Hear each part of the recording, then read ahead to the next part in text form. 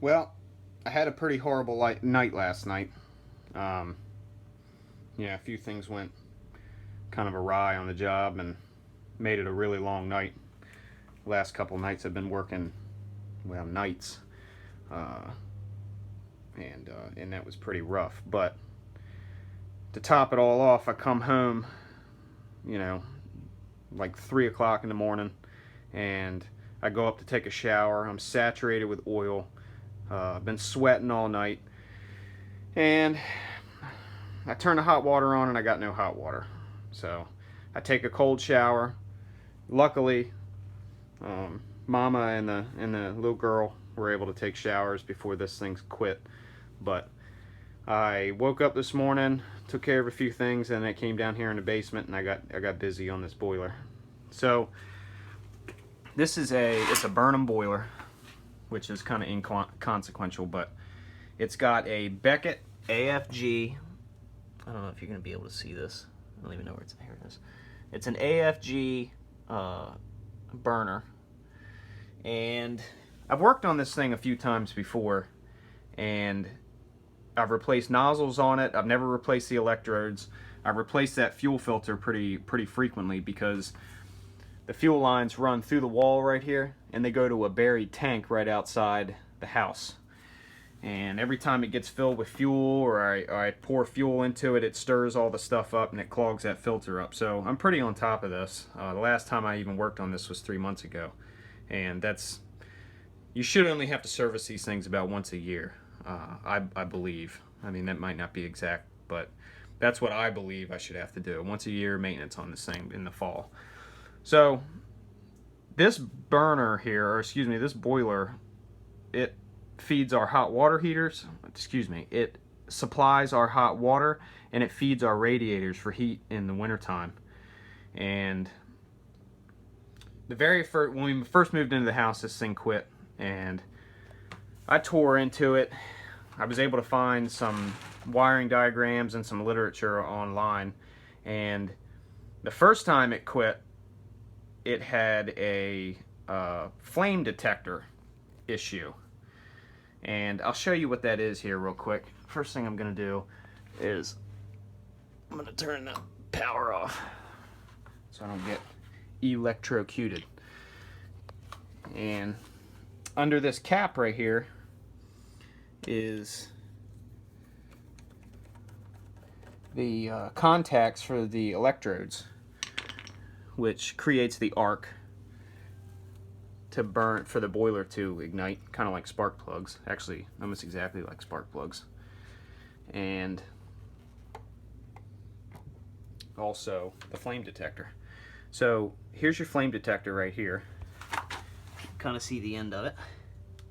It's got a little eye in there that'll watch the monitors the light, and if there's an issue with the flame, it will trip a fault through that yellow wire into this control box here, which will trigger the the reset.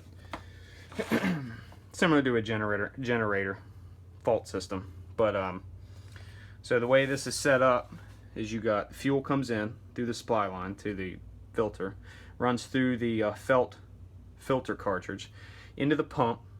The pump sends it up through this line, through that to the nozzle. And the nozzle is pretty specific. It's different per burner. Mine is a 1 gallon per minute and an 80A. The A is the spray pattern, and I can't remember what 80 is, but anyway, I've ordered a bunch of those online. I keep those in stock. Keep electrodes in stock. Keep obviously filter cartridges in stock.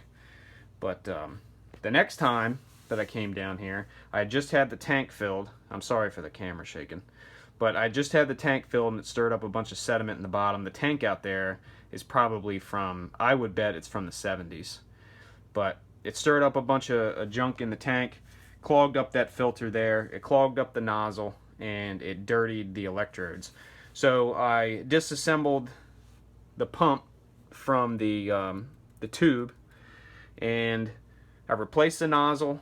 I cleaned out the tube, back through the pump. Drained the fuel from the shutoff here through the filter, replaced the filter. The flame detector was still good to go. There wasn't any problems with that. And I cleaned the electrodes. I think I might have already said that. So it worked fine for a while. But last night when I got home and I didn't have any hot water, and this morning when I came down here, I tore it apart. I found that the nozzle and the electrodes inside here, up inside the tube, I don't know if I shine it, I'm not sure if we'll be able to see up in there. You can see the electrodes right there where they mount to the plate, along with the nozzle tube. They were saturated with fuel, and there was a lot of carbon buildup inside this tube. Wasn't sure why. I assumed it was because of just dirty fuel. There's a little bit of oil in this fuel. But when I replaced the nozzle, I replaced the electrodes, I used this electrode kit, Sid Harvey. Had to cut down the stems on the electrodes. Here's the old ones here. You can see how dirty they are. They're pretty bad. And these things have probably been in here for 10 years or so. So I don't think they really needed to be replaced, but I replaced them anyway. Replaced the nozzle. Again, I don't think it really needed to be replaced, but you know, they're cheap. They're like $4. The electrodes are like, you know, $8 or so. Figure if I go in here, I might as well do it. But what I ended up finding, none of those things were the root cause. But what I did end up finding, through the use of the instruction manual that came with this electrode kit, when you go back here, this is on the second page. When you're setting, where is it? Explain it here.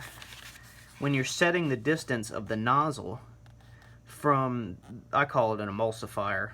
You know, it atomizes the fuel as it's going through, more so than the nozzle already does. But you're supposed to set it, I don't know if you can see it. I got this, there's a gauge here, and you set that gauge down inside the emulsifier, and the tip of the gauge will gives you the spacing you need for the nozzle from the end of the emulsifier. And that gauge is right here. So you would set that down inside there, and you space the nozzle from the end of here, and then this thing sits right down inside the emulsifier. Now the model that I have, it's an AFG with it's AFG burner, and it's got this style tube. I know my terminology is not correct, but the combustion head they call it. So also on this gauge, and you'll see on this page, it gives you settings for the in front of the nozzle spacing, how far the electrodes are in front of the nozzle, the spacing, the above center spacing. If you get the tip gap and the in front of the nozzle spacing correct, the above center gap or distance is going to be correct. And you can see here kind of how to use it. You know, this is which one am I using here? This one here. This one's for the burner I have. You set the tip of the electrode on those cross points, and you lay the end of the gauge right against the nozzle, and it'll give you the spacing from the nozzle to the tip of the electrode. And then you would use the gauge again. I'll kind of lay it out here for you. And you got these three lines. The center line is the center of the nozzle. The nozzle, you know, the orifice in the nozzle. And then you would set the electrodes on the two outer lines, and that would give you the gap between the electrodes. Now it's different per, you know, per burner. But it's got a chart right here that tells you what the different measurements are. Mine's an AFG standard, so it's got a 5/32. Man, it's shaking around. Sorry. 5/32 electrode tip gap, a 5/16 height above the nozzle on the center line. That would be right here, this measurement here, above the nozzle. And the tip forward of nozzle face is 1/16, and that's this measurement here. So I realized that the last time I serviced this thing, I didn't set this measurement here correct. This one would be mine. I didn't set this measurement correct. I was actually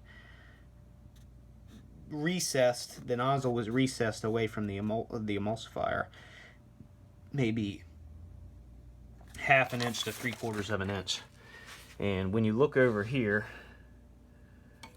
it's this gauge right here that you would adjust. So you would loosen that screw and you would loosen that lock nut there, and you're able to slide this piece back and forth, which would cause this here, the tube with the electrodes on the base plate up inside there, to move in tandem with each other, closer or farther away from the emulsification, whatever it is, the little piece in there that causes the swirling action.